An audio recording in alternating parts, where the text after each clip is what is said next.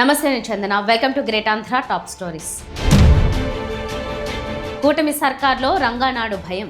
ఆ నిస్సహాయితే రఘురామ అంటే టీడీపీకి అలుసు. చివరాఖరి ఛాన్స్.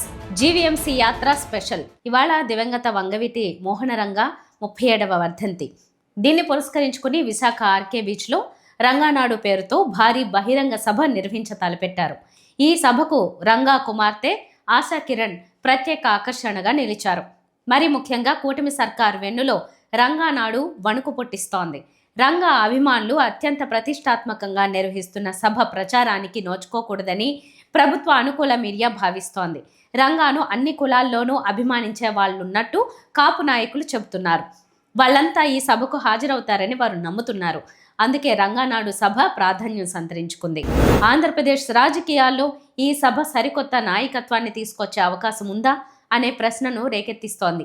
ఆంధ్రప్రదేశ్ రాజకీయాలు కులం కంపు కొడుతున్నాయన్నది నిజం. కుల ప్రస్తావన లేకుండా ఏపీ రాజకీయాల గురించి మాట్లాడుకోలేం. రాష్ట్రంలో బీసీల తర్వాత రాజకీయంగా కాపు సామాజిక వర్గం ప్రభావితం చేయగలిగే స్థితిలో ఉంది. రాయలసీమలో బలజలని కూడా వీరిని అంటారు. సీఎం కావాలన్న ఆకాంక్ష ఆ సామాజిక వర్గంలో ఎప్పటి నుంచో బలమైన కోరిక ఉంది.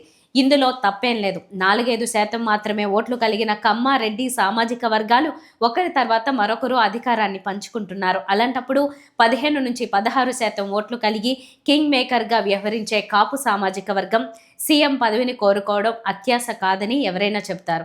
అన్నీ ఉన్నా అల్లుని నోట్లో శని అనే సామెత చందంగా ఓట్లు ఉన్నప్పటికీ సరైన నాయకత్వం లేకపోవడం ఆ సామాజిక వర్గానికి శాపంగా మారింది. 2009లో ప్రజారాజ్యం పేరుతో మెగాస్టార్ చిరంజీవి కాపుల్లో ఆశలు రేకెత్తించారు. అయితే ప్రభుత్వ ఏర్పాటుకు అందనంత దూరంలో ఆయన నిలిచిపోయారు. ఆ తర్వాత కాంగ్రెస్లో పీఆర్పీని విలీనం చేసి చివరికి రాజకీయాలకు దండం పెట్టి నిష్క్రమించారు. అనంతరం చిరంజీవి తమ్ముడు జనసేనానిగా జనంలోకి వచ్చారు. వచ్చి రాగానే ఎన్నికల్లో పోటీ చేయకుండా టీడీపీ, బీజేపీ కూటమికి మద్దతు తెలిపారు. 2019 ఎన్నికల్లో వామపక్షాలు బీఎస్పీతో పొత్తు పెట్టుకుని చివరికి 2 చోట్ల పవన్ ఓడిపోయారు. అనంతరం పవన్ కళ్యాణ్ బీజేపీ నీడలో సేద తీరారు. 2024 ఎన్నికలకు వచ్చేసరికి టీడీపీ, బీజేపీతో కలిసి ఆయన కూటమిగా ఏర్పడ్డారు. ఏమీ లేని దానికంటే ఏదో ఒకటి దక్కించుకోవడం మంచిది కదా అనే ఉద్దేశంతో పవన్ చెప్పినట్టు ఆయన సామాజిక వర్గంలోని మెజార్టీ ఓటర్లు కూటమికి అండగా నిలిచారు. పవన్కు డిప్యూటీ సీఎం పదవి దక్కింది. కూటమి ప్రభుత్వం ఏర్పడిన తర్వాత రాజకీయంగా ఎక్కువ బద్నామైంది పవనే. రాజకీయాల్లో వ్యూహం ముఖ్యం. సమయం, సందర్భం చూసుకుని మాట్లాడుతుండాలి. అదేంటో గాని చంద్రబాబు, లోకేష్ పల్లకి మోయడానికే తన జీవితం అంకితం అన్నట్టుగా పదే పవన్ మాట్లాడడం కాపులకు ఏమాత్రం నచ్చడం లేదు.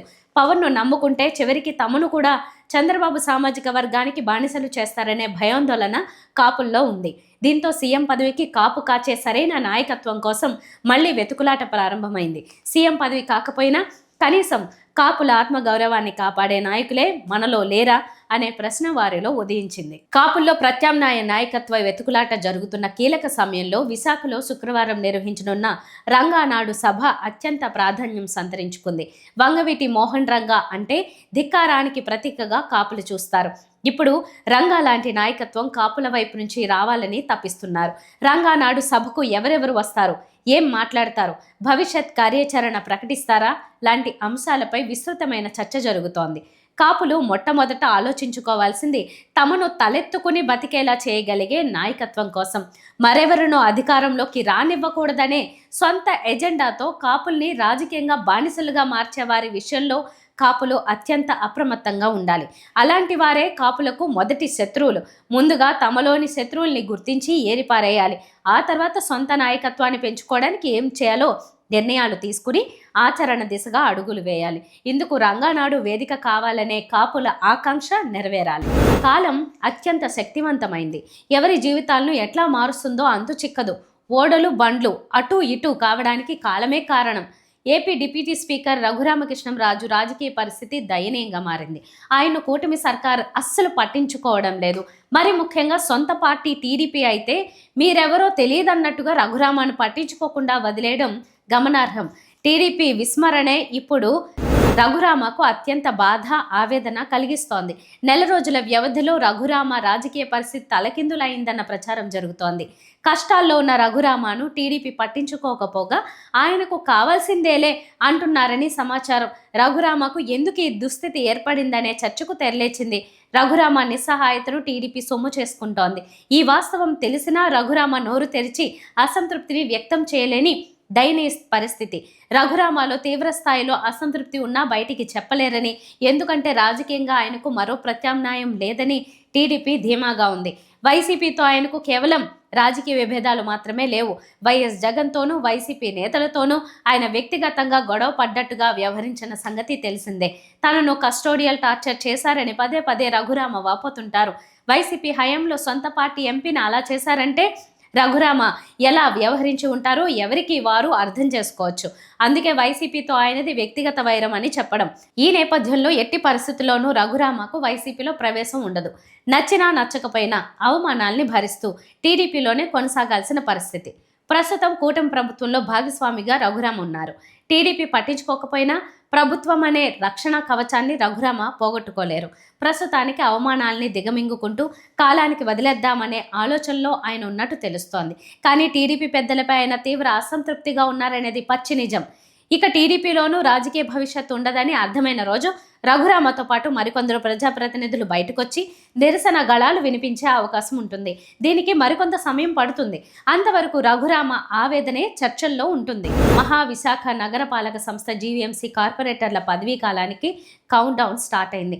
మరో 3 నెలలు అంటే అక్షరాల 90 రోజులలో అంతా మాజీలు అయిపోతున్నారు. దాంతో ఉన్న ప్రతిరోజు పదిలంగానే ఉంది. ఈ నేపథ్యంలో మరోసారి విహారయాత్రకు జీవీఎంసీ కార్పొరేటర్లు సిద్ధపడుతున్నారు.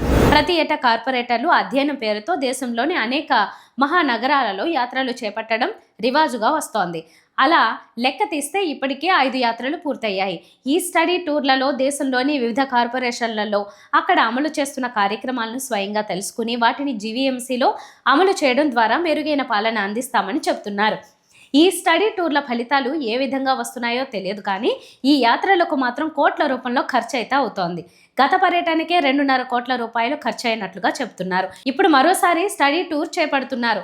అయితే ఇవన్నీ విహారయాత్రలు అని విమర్శలు కూడా ఉన్నాయి. స్టడీ టూర్ల వల్ల ఏమేం పరిశీలించారు, ఏమి అమలు చేశారు అన్నది మాత్రం ఎక్కడ ఎప్పుడు చెప్పడం లేదని అంటున్నారు. ఇవి ఇవాల్టి టాప్ స్టోరీస్. మరిన్ని అప్డేట్స్తో కలుద్దాం. నమస్తే.